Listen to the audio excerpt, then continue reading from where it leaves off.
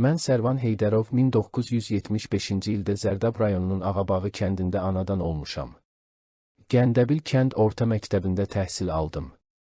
93-cü ildə Zərdab Hərbi Komissarlığı tərəfindən Milli Orduya çağırıldım. Ümumi hərbi təlim keçdikdən sonra Qarabağa yollandım, Füzuli rayonunda torpaqlarımızın azadlığı uğrunda döyüşdüm.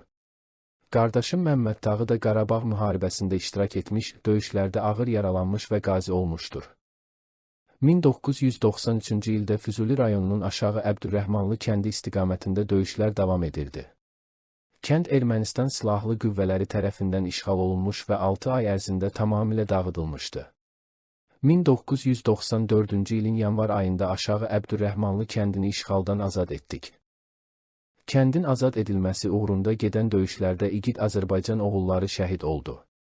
Kənd uğrunda aparılan döyüşlərin biri mənim də son döyüşüm oldu. 94-cü ilin yanvar ayında vətən uğrunda, torpaqlarımızın azadlığı uğrunda şəhidlik zirvəsinə ucaldım.